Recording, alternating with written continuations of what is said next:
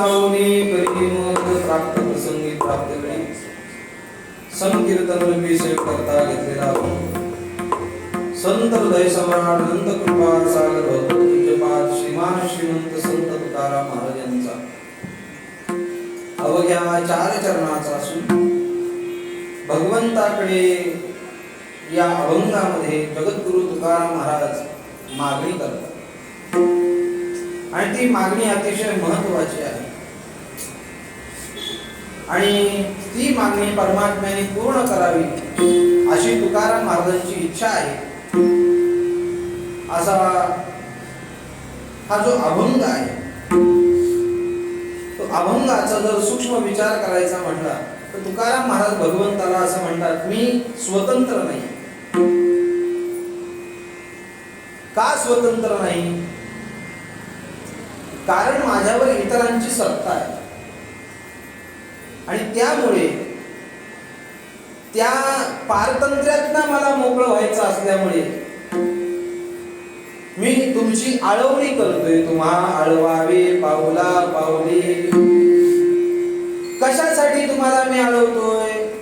का तुम्ही माझ्यावर कृपा करावी आणि कृपा करून मी जो पारतंत्र्यामध्ये आहे ते मला स्वातंत्र्यामध्ये आणा. कारण माझी स्वतःची तेवढी हिंमत नाहीये. शक्तिहीन जरी झालो शरणांगत आपुला वृत्तांत जाणूया. मी शक्तिहीन आहे. मला या पारतंत्र्यातनं बाहेर स्वतःला येता येणार नाही आणि म्हणून मी थोरा मोठ्यांकडनं ऐकलेलं आहे का या पारतंत्र्यातनं बाहेर पडायचं असेल तर एकच परमात्मा रूपी साधन असेल ते तुम्हाला बाहेर पडू शकतो. मला आता या पारतंत्र्याची भीती वाटू लागली आणि म्हणून मी तुझ्या स्वरूपाला धरून ठेवलं. तुका म्हणे भावा भेणे धरिले पाय. आणि आता मला माहिती आहे पारतंत्र्यातनं सुटण्यासाठी तुझ्या स्वरूपाशिवाय दुसरा कुठलाच उपाय नाहीये आणि म्हणून मी तुझ्या पाऊलाचं स्मरण करतो. तुम्हा आळवावे पाऊला पाऊली कृपेची सावली करी मत. असा या 4-5 वाक्यामध्ये अभंगाचा सरळ सरळ भावार्थ आहे. गेली 31 वर्ष चालू असलेला हा आपला अखंड हरिनाम उत्सव त्यातील ही याची जागराची कीर्तन रूपी सेवा ही सर्व ग्रामस्थ मंडळींच्या सहाय्याने ही माझ्या वाट्याला दिलेली आहे आणि आपला सप्त्याचा कालखंड मागे होता पण मागची रणधुमाळी वेगळी असल्यामुळं तो आपण थोडा 4-5 दिवस पुढे घेतला पण मोडला नाही. ही फार मोठी आपली आनंदाची बाब आहे लक्षात. आणि आज जागर म्हटला का वारकरी संप्रदायाचा अलिखित नियम आहे. कुठलाही कीर्तनकार असू दे, तो शहाणा असू दे, अभ्यासू असू दे, ज्ञानी असू दे, नाही तर माझ्यासारखा मूर्ख असू दे, त्यांनी जागराच्या कीर्तनाला मागणी परत अभंग घ्या. हा वारकरी संप्रदायाचा अलिखित नियम आहे. त्या नियमाला कुठेही बाद येऊ नये त्यामुळे हा अभंग चिंतन करता घेतलेला. या सप्ताहासाठी या गावातील पारमार्थिक मंडळी असू दे, राजकीय क्षेत्रातली मंडळी असू दे, शैक्षणिक क्षेत्रातली मंडळी असू दे आणि सर्वात महत्त्वाचं म्हणजे तरुण वर्ग. सध्याची परिस्थिती एवढी वाईट आहे मी बऱ्याच वेळेला सांगितलेलं आहे. तरुण कोणाला म्हणायचं जो संध्याकाळी आणावा लागतो धरून त्याला म्हणायचं तरुण. पण आपल्या गावातली तरुण मंडळी सगळी आध्यात्मिक क्षेत्रामध्ये वळलेली मंडळी आहे. बरे माळकरी नसतील पण टाळकरी असतील किंवा त्यांना परमार्थाची आवड आहे.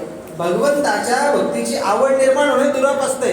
माळ घालणं त्याच्या पुढे पण भगवंताची आवड निर्माण होणं दुराप असते आणि ती आवड आपल्या या संपूर्ण ग्रामस्थ मंडळातील तरुणांना झाली ही फार मोठी आनंदाची गोष्ट आहे. आणि हा सप्ताह ग्रामस्थ मंडळ तसंच तरुण मंडळ महिला मंडळ यांच्या एका सहाय्य करू अवघे धरू सुपंथ या सगळ्यांच्या सहाय्याने हा नाममहोत्सव पार पडतो. त्याबद्दल पुनश्च एकदा ग्रामस्थांना धन्यवाद देतो आणि माझ्या अभंगाकडे वळतो. आजच्या कीर्तनाची वेळ होती 7 ते 9 कीर्तन लेट चालू झाले त्यामुळे मला घड्याळ दाखवू नका एवढी कृपा करा माझ्या. कारण गाडी जर डेपोतनं लेट निघाली तर मुक्कामाला लेट पोहोचते. गाडीवान किती जरी स्पीडनी गाडी चालवणारा असला तरी ब्रेकर सांभाळावे लागतात, ओव्हरटेक सांभाळावं लागतं, या सगळ्या गोष्टी पाहाव्या लागतात. सिग्नल असतात मध्ये मध्ये, ते सगळे सांभाळून आपल्याला मुक्कामावर पोहोचायचं. तसं काय तुम्ही टेन्शन घेऊ नका. जागराचा दिवस आहे म्हणजे 11 वाजेपर्यंत कीर्तन केलं तरी तुम्हाला काही त्रास होणार महिला मंडळ नाही म्हटल्या, एवढे काही मी वाजवणार नाही. जेवढं काही अभंगाशी आपल्याशी हितगुज करता येईल तेवढं मी करण्याचा प्रयत्न करणार आहे. तसा जर विचार केला तर तुकाराम महाराजांच्या जीवनामधला तुकाराम महाराजांचा जो परमार्थ आहे, हा परमार्थ काही आगळ्या वेगळ्या धाटणीतला परमार्थ आहे. का आगळ्या वेगळ्या धाटणीतला परमार्थ आहे? ज्ञानेश्वर महाराजांचं जर आपण जीवन बघितलं तर ज्ञानेश्वर महाराजांचा परमार्थ वेगळ्या पद्धतीमध्ये आहे. एकनाथ महाराजांचा जर कालखंड पाहिला तर एकनाथ महाराजांचा परमार्थ वेगळ्या पद्धतीमध्ये आहे आणि तुकाराम महाराजांचा परमार्थ वेगळ्या पद्धतीमध्ये आहे. ज्ञानेश्वर महाराजांच्या जर जीवनाचा आपण विचार केला तर ज्ञानेश्वर महाराजांचा परमार्थ सिद्ध जीवनातला परमार्थ होता. कशातला होता? सिद्ध जीवनातला परमार्थ होता.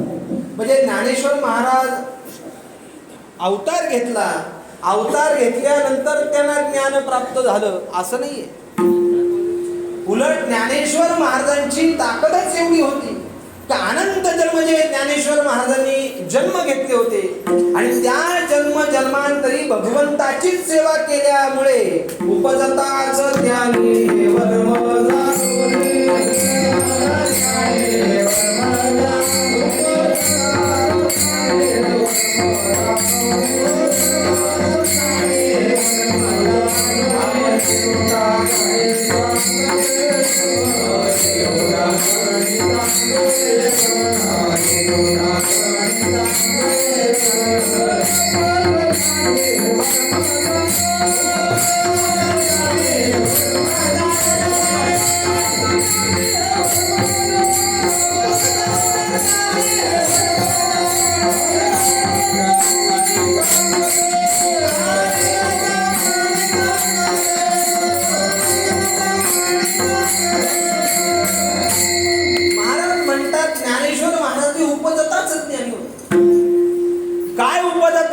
ज्ञानेश्वर महाराजांना होतो. जन्माला आल्यानंतर जो स्त्रीचा स्पर्श आहे तो परस्त्रीचा स्पर्श ज्ञानेश्वर महाराजांना नाही. जन्मतेन प्रसंगे स्त्रीदेह शिवणे अंगे ते थोनी जगावगे सोळे कीजे, हे ज्ञानेश्वर महाराजांचं ज्ञान आहे. जे उपजताच ज्ञानी आहेत त्यांचं जीवन सिद्ध जीवन असतं, लक्षात ठेवा. पण त्या सिद्ध जीवनाचा विचार करता सिद्ध जीवन हे सहज प्राप्त होत नाही माणसाला. अहो हिथं हरिपाठ करायची पाहिजे तर सिद्ध जीवन कधी व्हायचं? काय हरिपाठ करतो ना, नाही कंटाळा आलाय, पिक्चरला येतो का, चल चल, म्हणजे पिक्चर बघायचा कंटाळा नाही पण त्याला हरिपाठाचा कंटाळा. याने सिद्ध जीवन प्राप्त होतं. एखाद साधन न चुकता आपण जर 12 वर्ष सातत्यानं केलं, दृढतेनं केलं आणि निश्चयतेनं जर केलं तर त्या साधनातनं आपल्याला सिद्धी प्राप्त होते. आजही आपण त्या बद्रीनाथला गेलेला असाल, बरेच जण याच्यात नसतील गेले तर जा. त्या बद्रीनाथच्या पुढे माणागाव आणि माणागावच्या पुढे हिमालयामध्ये असे असंख्य साधू आहेत, असंख्य साधू. का ते साधनेला बसले का काही वेळानं आपली जमीन सोडतात आणि हवेत तरंगून साधना करतात. काय म्हटलं मी? हवेत तरंगून साधना. अजूनही असे साधक आहेत, अजूनही असे सिद्ध महात्मा आहेत. त्यांना भूक लागत नाही का? भूक लागत नाही का? अहो सूल दे, भूक लागते. पण ते भूक लागल्यावर काय खातात? हवा खातात, हवा. अहो रात्र वावी मवा वारा, कुणी देहाचे फोडणे, विरोधाचे विलावणे, हे सगळं हवा खाऊन जगणारे हे महात्मे यांना सिद्ध महात्मे म्हणतात. ज्ञानेश्वर ज्ञानेश्वर महाराज हे योगी होते, म्हणजे ज्ञानेश्वर महाराज हे सिद्ध महात्मा. महात्मा पण हे एका जन्मात प्राप्त होत नाही. भगवान परमात्मा म्हणतात त्याला जन्मजन्मांतरी भगवंताची सेवा करावी लागते, अनंत जन्माचं सुकृत असावं लागतं, अनंत जन्माची साधना असावी लागते. बहुनाम जन्मना वंदे ज्ञानवान मां प्रपद्यते वासुदेव सर्वमिति सहमात्मा सुदुर्लभा. असे महात्मे सुदुर्लभ आहे. हे महात्मे एका जन्मात एका बाबा नेहमी विनोदाने सांगायचे, झाला एका जन्मात तर प्रवचनकार होईल, झाला तर कीर्तनकार होईल ह भव, पण तो महात्मा होईल असं नाही. महात्मा बनण्यासाठी त्याला साधनांचा आटापिटा करावा लागतो, आणि जे साधन नेमलेलं आहे त्या साधनातनं त्यांनी परत मागे यायचं नाही. घेतलेलं व्रत त्यांनी ते परिपूर्णतेला न्यावं लागतं, तर तो सिद्ध महात्मा बनतो. पण सिद्ध अवस्था परमार्थ हा ज्ञानेश्वर महाराजांचा. मग सिद्ध अवस्थेमध्ये मानवी जीवनामध्ये एकदा तो महात्मा सिद्ध अवस्थेला गेला का त्याच्या जीवनामध्ये काही काही चमत्कार घडतात. काय घडतात? चमत्कार घडतात. लोक भक्ती मार्गाकडे यावीत, आकर्षित व्हावीत, यासाठी आपल्या संतांनी चमत्कार केले. फार महत्वाचं आहे. लोकांनी भक्ती मार्गाकडे यावं म्हणून चमत्कार आहे. आपले पोट भरण्यासाठी संतांनी चमत्कार केले नाही. फक्त लोकांनी भक्ती मार्गाकडे यावं, भक्ती करावी आणि आपला उद्धार करून घ्यावा, हा ज्ञानेश्वर महाराजांच्या जीवनामध्ये त्यांच्या हिताचा कळवळ आहे. आणि त्या हिताच्या कळवळ्यामुळं ज्ञानेश्वर महाराजांनी अनेकविध चमत्कार केले. चमत्कार आपल्याला माहिती आहे. रेडा बोलवला, भिंत चालवली, स्त्रियेचा तो केला पुरुषोभा, आणि सर्वात मोठा चमत्कार गीता अलंकार नाम ज्ञानेश्वरी ज्ञानेश्वर महाराजांनी गीतेचं जे तत्वज्ञान होतं, जे संस्कृत मध्ये होतं, जे सर्वसामान्यांना वाचता येत नव्हतं, वाचता आलं तरी त्याचा अर्थाचा उलगडा होत नव्हता, आणि ही काही लोकांची मिरास बनली होती, ती मिरास मोडून काढली. आणि हे गीतेचं तत्वज्ञान ज्ञानेश्वर महाराजांनी जगासाठी खुलं करून दिलं. खुलं नुसतं या श्रवणानं सुद्धा लोकांना मोक्ष प्राप्त होईल. येत मोक्ष असे ऐता श्रवणाची माझी, केवळ श्रवणानं मोक्ष. म्हणजे ज्ञानेश्वर महाराजांचं जीवन हे सिद्ध जीवन आहे. काय सिद्ध जीवन आहे? ज्ञानेश्वर महाराजांनी समाधी घेतली त्यावेळेला ज्ञानेश्वर महाराजांचं वय किती होतं? 22 वर्ष, बरोबर. आणि 22व्या वर्षी समाधी घेण्याच्या अगोदर ज्ञानेश्वर महाराजांनी भावार्थ दीपिका अर्थात ज्ञानेश्वरी ग्रंथ लिहिला. लिहिला म्हणजे सांगितलं, लिहिला सच्चिदानंद बाबा. पण तो सांगत असताना ज्ञानेश्वर महाराजांनी ज्ञानेश्वरीमध्ये जे दृष्टांत दिलेले आहेत ते ज्ञानेश्वर महाराजांच्या वयापेक्षा अधिक माणसाचे दृष्टांत ज्ञानेश्वर महाराजांनी दिले. काय म्हणतोय लक्षात येते ना तुमच्या? ज्ञानेश्वर महाराजांची ज्ञानेश्वरी वाचायला जर डोकं ठिकाणावर घेऊन वाचायची म्हणजे लक्षात येते. काही दृष्टांत असे का आता एक दृष्टांत सांगतो तुम्हाला. ज्ञानेश्वर महाराजांचं लग्नच झालं नव्हतं, पण ज्ञानेश्वर महाराजांचं लग्न न होता सुद्धा ज्ञानेश्वर महाराजांनी लग्नाच्या नंतरचं लग्नाचं वर्णन ज्ञानेश्वरीमध्ये केलं. आता हे कसं काय? याला म्हणतात सिद्ध जीवन. कारण एकदा माणूस सिद्धावस्थेला पोचला का त्याच्या जीवनामध्ये या जन्मातला केलेला परमार्थ त्याला आठवतो असं नाही. मागच्या जन्मामध्ये मी काय परमार्थ केला, काय संसार केला, काय जीवन जगलो, अनंत जन्माचं जीवन त्याच्या डोळ्यापुढे येतं. आणि डोळ्यापुढे आल्यामुळे ते ज्ञानेश्वरीमध्ये ज्ञानेश्वर महाराजांनी सांगितले. असे अनेक दृष्टांत आहेत. त्याला सिद्ध जीवन म्हणतात. आठवला म्हणून दृष्टांत सांगतो आणि पुढे जातो. ते भावार्थ रामायण लिहिता लिहिता सांगता सांगता एकनाथ महाराजांनी त्या सीतेला तिकडं नेली रावणानं, आणि हनुमंतराय लंकेमध्ये गेले. कसे गेले, काय गेले, मला तर त्याचा विस्तार करायचा. गेल्यानंतर तिथली फुलं, एकनाथ महाराज म्हणतात तिथली फुलं सफेद रंगाची दिसतात. आणि भावार्थ रामायणामध्ये त्यांनी तसं लिहिलं. समोर रामायण सांगताना समोर पाठ ठेवला जातो, हनुमंताला बसण्यासाठी पाठ असतो. हनुमंतराय म्हटले नाही नाही, ती फुलं लाल रंगाची होती. आता आली का पंचायत? ते म्हटले एकनाथ महाराजांना, महाराज तुम्ही होते तिथं का मी होतो? मान म्हटले नाही, तुम्ही जरी असला तरी ती फुलं सफेद रंगाची होती. लागलं दोघांचं भांडण. काय करायचं काय करायचं, गेले सीतामातेकडे. सांग सीतामाते, मी ज्या वेळेला अशोकवनात आलो त्यावेळेला ती फुलं लाल रंगाची होती की नाही?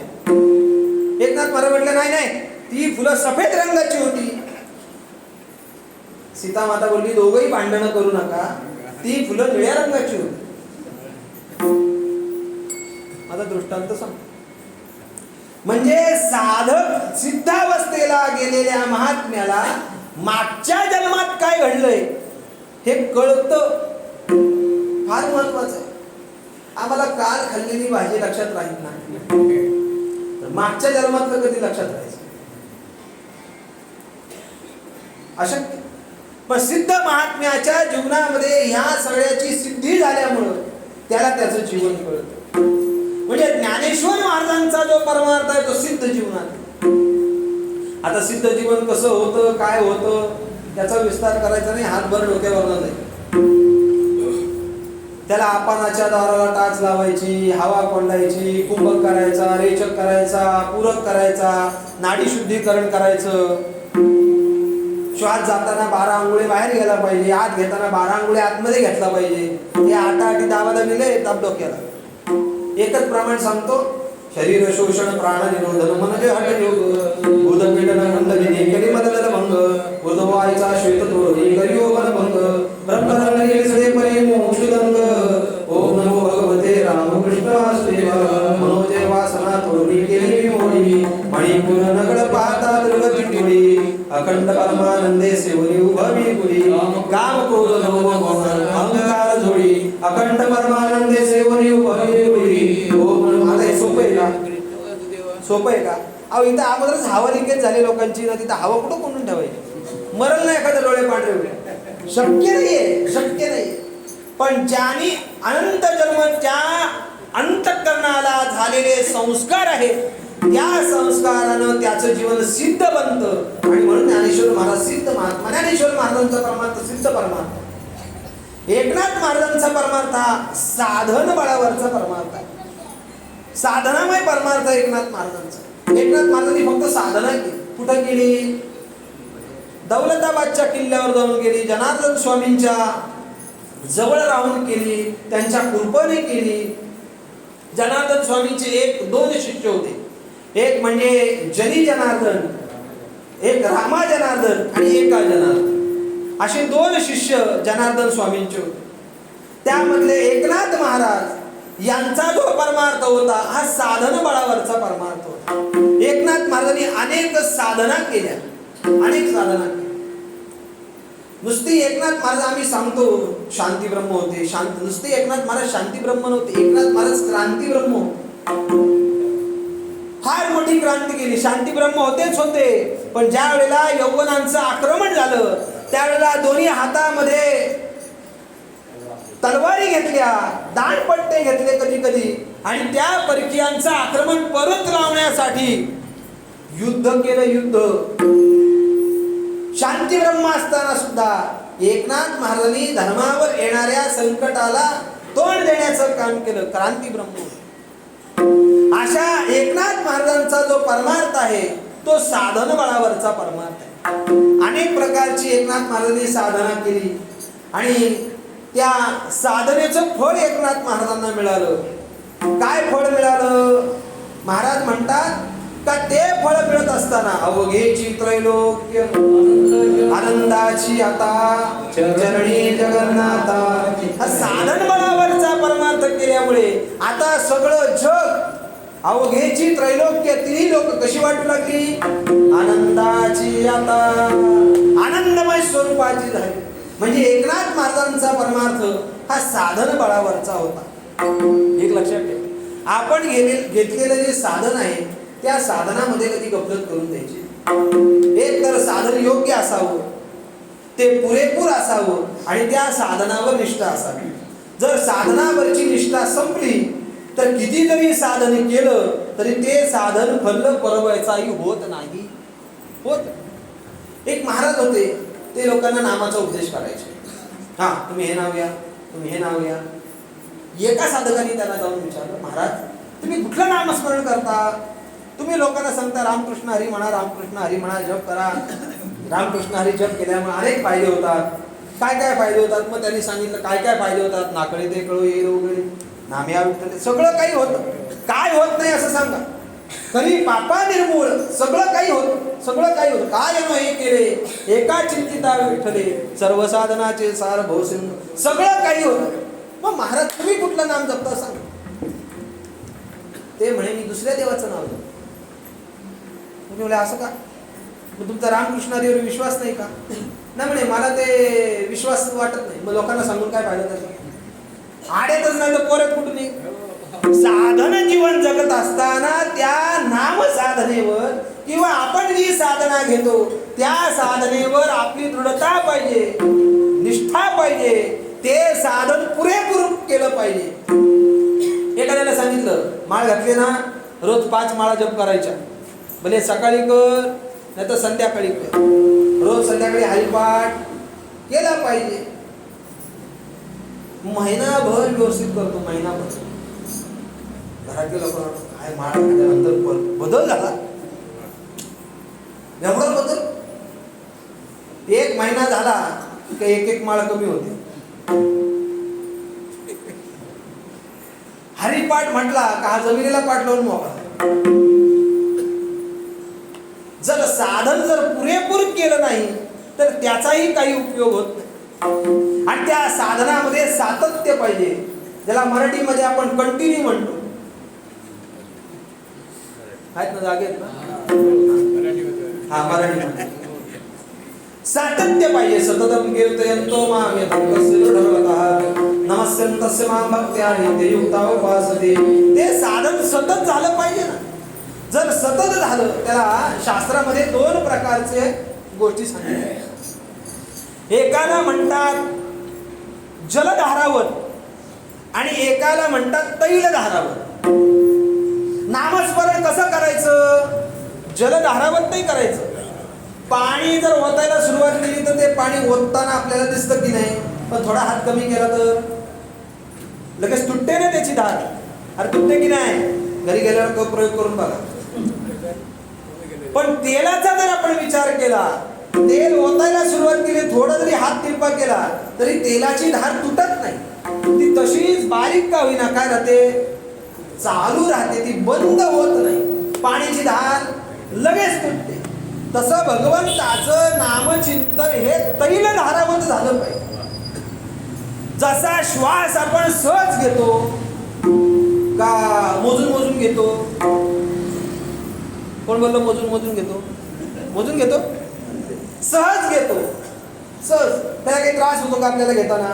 सोडताना काही त्रास होतो का? हा, एखाद्याला दमा असेल तर त्याला होईल त्रास, पण तसा श्वास घेताना सोडताना त्रास होत नाही.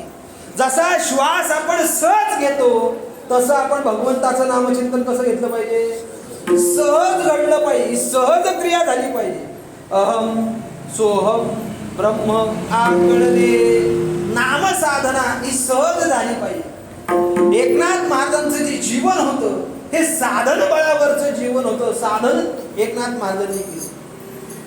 आणि तुकाराम महाराजांचं जे जीवन आहे तो तुकाराम महाराजांचा परमार्थ हा साधक बळावरचा परमार्थ होता. साधक बळावर, एक लक्षात ठेवा, सिद्ध बळावर जास्त अडचणी येत नाही, साधन बळावर जास्त अडचणी येत नाही. पण साधक बळावर अनेक अडचणी येतात. साधकीय जीवन जगायचं म्हणजे एखादी मुलगी आणि तिचं लग्न व्हावं आणि ती सासरी जावी आणि त्या सासरचा जसा तिला वचक असतो तसं जीवन हे साधकाचं जीवन हे लक्षात ठेवा. साधक कसा जरी जीवन जगला तरी त्या साधकीय जीवनामध्ये त्या साधकाला नावं ठेवली जातात. कसंही जीवन जगू, कपाळाला गंध लावायला लागला, अंगावर द्वादश टिळे लावायला लागला, तुळशीला पाणी घालायला बाहेर आला का शेजारचा म्हणतो काय रे, रात्री 4-5 बगड्या याच्याकडे बसलेला होते वाटत आणि कपाळाला गंधच लावला नाही. अरे काय त्याचं तोंड 12 महिने सुटकीच. मग करावं काय? हे साधकाचं जीवन हे लक्षात ठेव. आणि साधकाचं जीवन हे 3 गोष्टीनं बांधलेलं आहे. साधकाच्या जीवनामध्ये दीनता आहे, साधकाच्या जीवनामध्ये दुर्बलता आहे आणि साधकाच्या जीवनामध्ये पारतंत्र्यता आहे. या 3 गोष्टी अत्यंत महत्वाच्या. साधकानं साधकी अवस्था जगत असताना त्याने परमात्मा प्राप्तीची साधना केली पाहिजे. परमात्मा कसा प्राप्त होईल याचा विचार त्यानं केला पाहिजे. आपल्या जर ताकदीनं प्राप्त होत नाही तर आपल्यापेक्षा जो वरिष्ठ आहे त्याला जाऊन विचारलं पाहिजे. काय मी उद्धार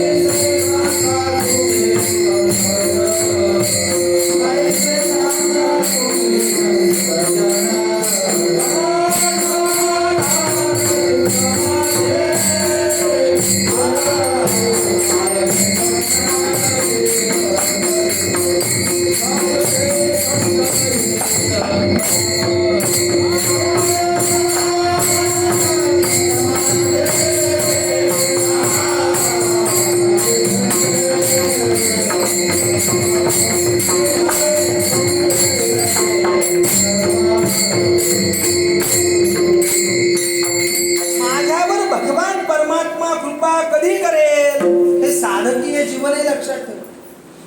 आपल्याला कळत नाही तर दुसऱ्याला विचारलं पाहिजे. लोकांना कळत नाही हेच कळत नाही.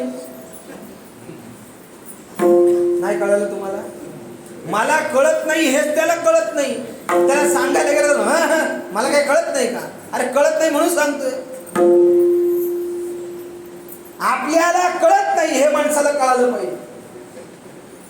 आपण मार्ग आक्रमणतोय, जातोय पुढे परमार्थ करत असताना, साधकीय जीवन जगतोय, तर त्या साधकाला आपल्या दोषाचं दर्शन झालं पाहिजे, आपल्या चुका कळाल्या पाहिजेत. तुकाराम महाराज म्हणतात काय मी चुकलो गा मागे नवे शिकाये, न कळेचे पाप पुण्य नाही, मी माझे बोललो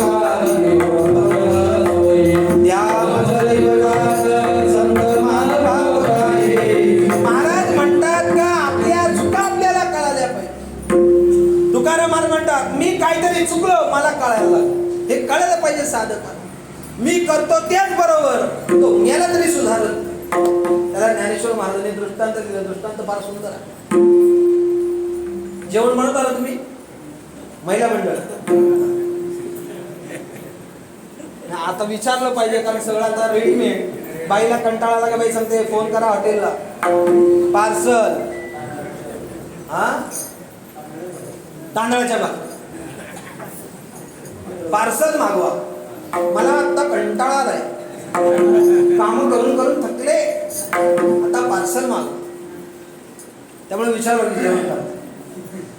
ते भात बनवणं, भाजी बनवणं, वरण बनवणं हे सोपं आहे, हे काही कठीण नाही बनवणं. पण चपाती बनवणं अवघड आहे. सोपं आहे का? सोपं आहे का चपाती बनवणं? बनवता येत नाही म्हणून सोपं नाही. चपाती बनवणं अवघड आहे. ते चपाती बनवायला त्या चपातीचं पीठ मळणं अगोदर कठीण. ते कसं मळावं याचं डोकं पाहिजे. जर ते पीठ कडक मळलं तर चपात्या नुसत्या वातड. ते पीठ प्रमाणामध्ये मळालं पाहिजे, नरम मळलं पाहिजे. शास्त्र असं आहे, जर आपण धान्याचं पीठ मळालं चपाती बनवायला, भाकरी बनवायला, ते मळल्यानंतर ते पीठ 45 तासाच्या आतमध्ये त्याचा पदार्थ बनवायचा. आता बायका हुशार झाल्या, आपल्या इथं नाही बाहेरचं, मला जायचं. पीठ दुपारी मळालं का दुसऱ्या दिवशी सकाळी चपात्या, ते फ्रीजला तसंच.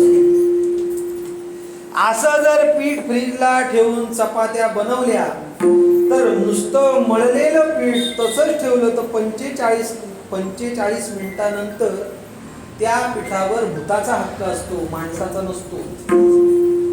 लोकांना सांगितलं तरी पंचायत, न सांगावी तरी.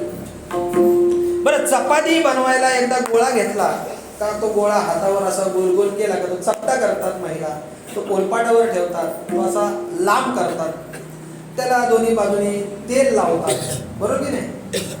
काही 2 गाड्यांची चपाती करतात, काही चौघडीची चपाती करतात. 2 गाड्यांची चपाती करणं सोपं आहे. चौघडीची चपाती करून बघू, ज्यांना येत नसेल तरी. तो नकाशाच झाला पाहिजे तयार. ते चपाती बनवण्यासाठी त्रास आहे. मग तो चपाती बनवायची असेल, आता भात बनवायचं काय, टोप असेल, पाणी असेल, धान्य असेल, अग्नी असेल तर भात होतो. पण चपातीला त्रास जास्त, भाकरीला त्रास जास्त. मग त्याच्यासाठी काय लागतं, चपाती बनवायला?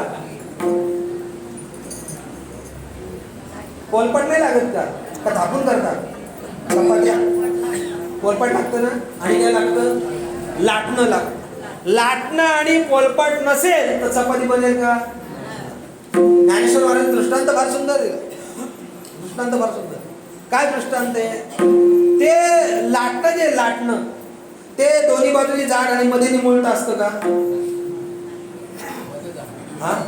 हा, मध्ये जाड आणि बाजूला काही लोक पण तशीच. तो लाटणे ऐसा नव्हे पाथुर ठेवी. महाराज म्हणतात तो लाटण्यासारखा नुसता फुगील, मीच बरोबर, मेला तरी सुधारणार. परमार्थ साधक जीवन जगत असताना परमार्थामध्ये त्याला आपल्या चुका कळाल्या. माझं काहीतरी चुकतंय म्हणून मला परमात्मा प्राप्त होत नाही, म्हणून माझी साधना परिपूर्ण होत नाही, म्हणून मला परमात्मा भेट देत नाही. असं त्याच्या जीवनामध्ये अनेक प्रकारचे दुःख असतात साधकीय जीवनामध्ये. त्याच्यामध्ये त्या साधकाचं जीवन हे दुर्बल असतं. का दुर्बल असतं? कारण त्याची सत्ता स्वतःची नसते, त्याला दुसऱ्याच्या सत्तेत जगावं लागतं आणि म्हणून त्याचं जीवन दुर्बल आहे. लोक तशी दुर्बलच आहे. दुर्बल हे जन नारायणी विन्मुख. देवाकडे विन्मुखता आल्यामुळं काय झालं? दुर्बल झाले. पण साधकाचं जीवन जे दुर्बल आहे ते जीवन दुर्बल का आहे? कारण त्याला स्वतःच्या ताकदीनं परमात्मा गाठता येत नाही आणि म्हणून त्याला संतांची भेट घ्यावी लागते. तुकाराम महाराज म्हणतात, आम्ही देवा शक्ती, आम्ही देवा शक्ती,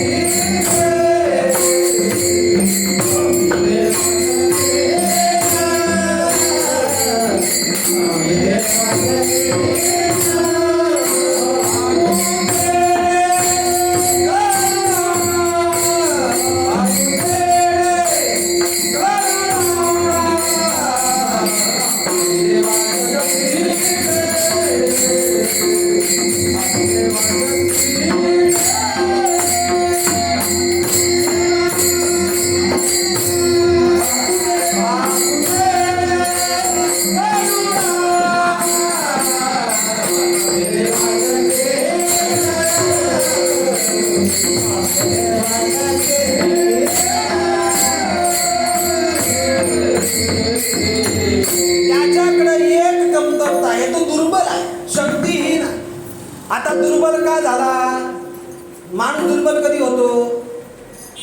अरे दुर्बल कधी होतो माणूस? सगळे संबंध तुटले का माणूस का होतो? दुर्बल होतो. तुकाराम महाराज म्हणतात, माझ्या जीवनात मी सगळे संबंध तोडून टाकले. आणि सगळे संबंध तोडल्यामुळे आता मला परमात्म्यापर्यंत पोहोचण्यासाठी बळ राहिलं नाही, बळ राहिलं नाही. आणि माझ्या जीवनामध्ये ते बळ यावं याचा मी विचार करत राहिलो. म्हणजे परमार्थ करणाऱ्या साधकाकडे बळ असावं लागतं, त्याच्याकडे दुर्बलता नसावी पाहिजे. पण साधकाच्या जीवनामध्ये दुर्बलता येते, कधी कधी वैफल्यग्रस्त जीवन होतो, नको वाटतं साधकीय जीवनामध्ये. दुसरी गोष्ट, साधकीय जीवनामध्ये दीनता येते. का दीनता येते? कारण अनंत जन्म इंद्रियांनी उपभोगलेले विषय ते लगेच त्याचा अंमल कमी करत नाही.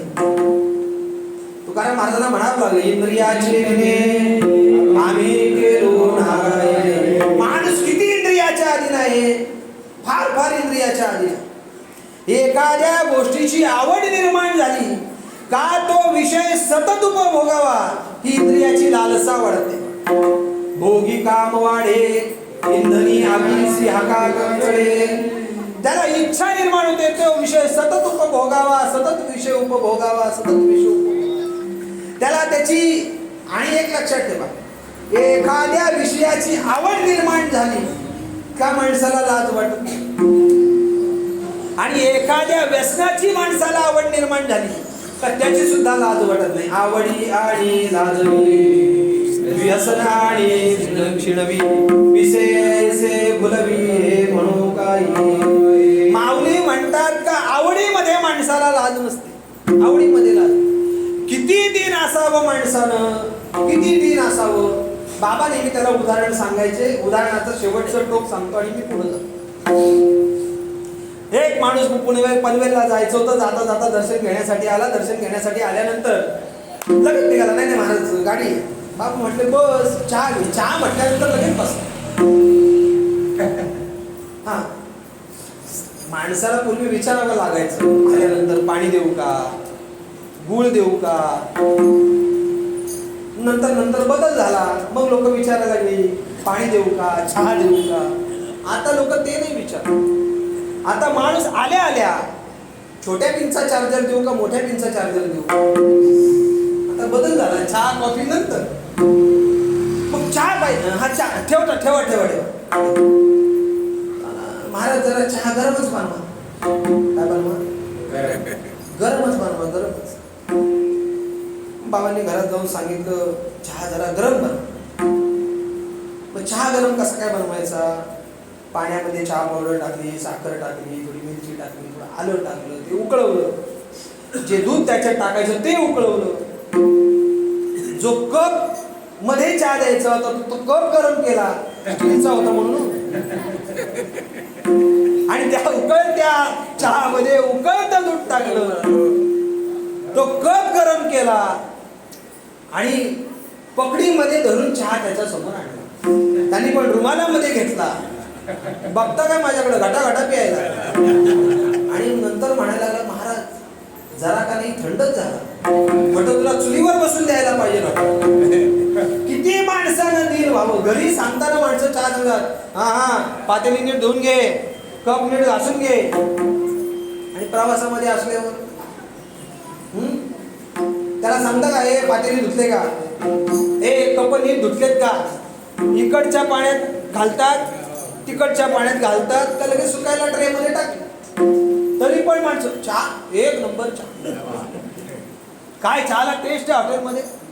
तुला काय माहिती आतमध्ये काय काळा बाजार झाला. दोन मित्र गेले चहा प्यायला. वेटर बोललो, वेटर काय चांगला चहा पाहिजे आम्हाला. काय काय चहा?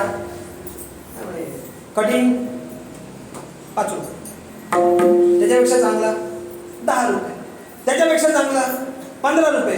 मजा, त्याच्यापेक्षा चांगला घेऊन ये. वेटर गेला, लगेच 5 मिनिटात चहा घेऊन आला. चहा टेबलावर ठेवला. या दोघांनी चहा प्यायला सुरुवात केली. चहा एक नंबर चहा.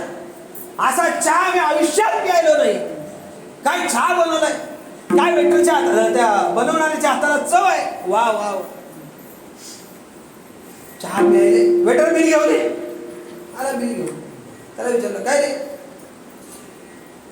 मी 15 रुपयाचा जो स्पेशल सांगितला, मी अति स्पेशल चहा सांगितला त्याच्यापेक्षा भारी, आणि तू बिल दिले 3 रुपयाचं. हे असं कसं काय? तू काय मालकाचा दिवाळा काढायला निघालाय काय? त्याला काय खड्ड्यात घालायला निघाले काय? तुला काय कळतं का? अरे अति स्पेशल चहा 20 रुपये पाहिजे, तू 3 रुपये. तो म्हणतो तुम्हाला काय करायचंय? चहा चांगला लागला ना, हा चहा 1 नंबर चहा.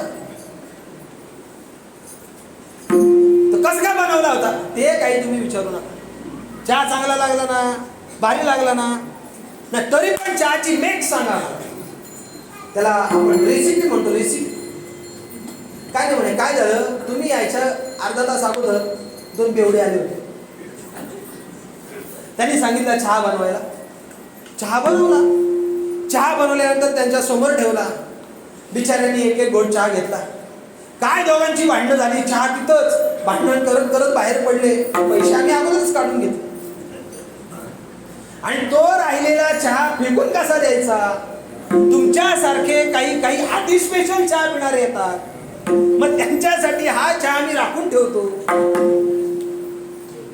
एवढी जर माणसं इंद्रियाच्या अधीन झाली असतील तर त्यांना परमात्मा कसा प्राप्त होऊ शकत?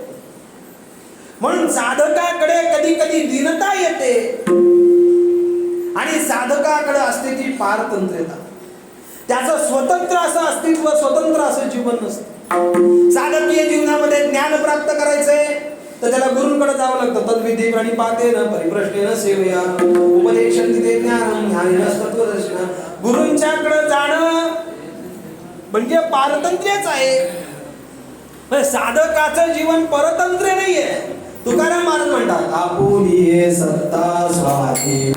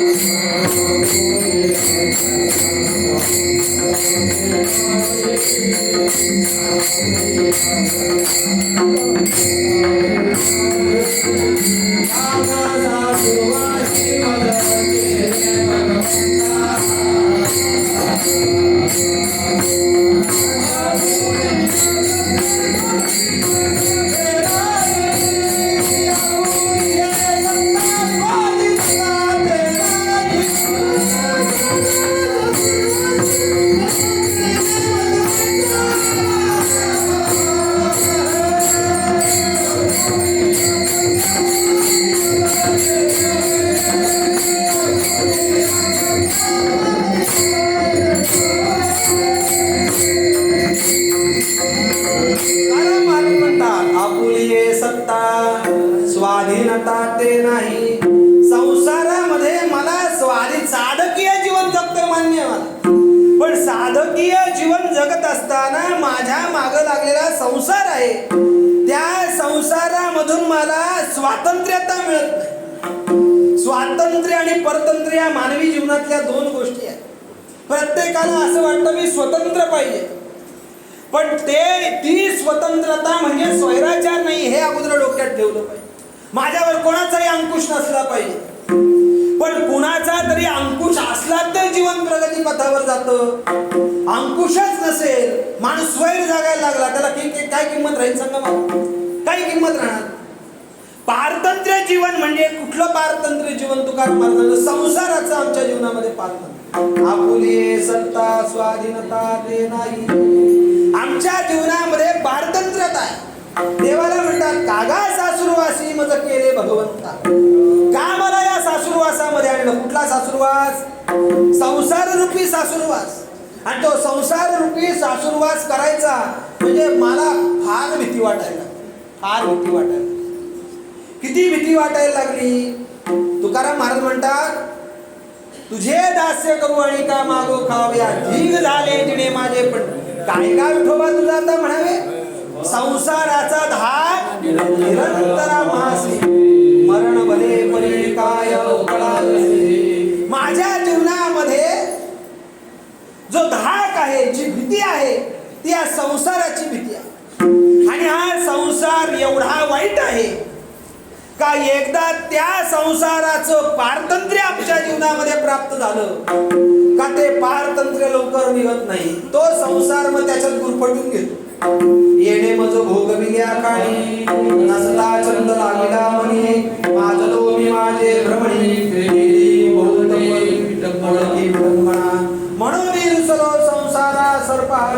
पांढरा तुझसे अंतर रे दातारा यासी दावेदारा. निमित्त तुकाराम महाराज म्हणतात हा संसार हा पारतंत्र्यामध्ये नेतो माणसा, हा स्वातंत्र्य बुद्धी ठेवत नाही.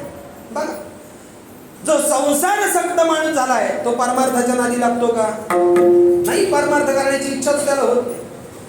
बाबांनी ईट ड्रिंक अँड बी मेरी, खाओ पिओ मजा करू. काही काही लोक सांगतात, संप्रदाय सांगतात आहेच तरुण तर घे मजा करून. एकदा गेलाच करू का तुला टाकतील पुरून. एवढं अक्कल पाहिजे आपल्या धर्मामध्ये, पुरत नाही चालतात. स्वातंत्र्य माणसाला जीवन पाहिजे, पारतंत्र्य जीवन नको. पण तुकाराम महाराज म्हणतात माझ्या जीवनामध्ये पारतंत्र्यता निर्माण झाली. पण ती पारतंत्र्यता निर्माण का झाली? कारण या संसारामधून आम्ही जन्म घेतलेला आणि या संसारामध्ये येणाऱ्या प्रत्येकाला या संसाराचं पारतंत्र्य आहे. जन्म आपल्या हातात आहे का? मरण कोणाच्या हातात आहे का? इथं बसलेल्यांपैकी सांगा मला. मरण आपल्या हातात नाही, जन्म आपल्या हातात नाही. म्हणजे आपण काय झालो? पारतंत्र्य झालो. तुकाराम महाराज म्हणतात ही पारतंत्र्यता मला आता याच्यामध्ये उभं उबगले सासरी मज माहेरासी न्याव. उभं घेतो माणसाला. पारतंत्र्य कोणाला जीवन? पारतंत्र्य असावं, पण त्या पारतंत्र्याचा अंमल एवढाच नाही का असणाऱ्याला त्याचा वीट या, उभं या. तुकाराम महाराज म्हणतात मला त्या संसार पारतंत्र्याचा मला आता वीट आला. आणि वीट जरी आला असेल तरी सुद्धा ते सांसारिक पारतंत्र्य माझ्या हातून बाजूला होऊ शकत. मी त्याच्यामध्ये पारतंत्र्य आहे. मी किती जरी करण्याचा प्रयत्न केला तर ते सांसारिक पारतंत्र्य माझ्याच्याने सुटू शकत नाही. आणि म्हणून त्या पारतंत्र्याची जी माझ्यावर असणारी अंमल आहे, माझ्यावर असणारा अंमल आहे, तो अंमल भगवंता तू काढून टाकला पाहिजे. आणि म्हणून मी तुझी प्रार्थना करतोय अभंगाच्या पहिल्या चरणात.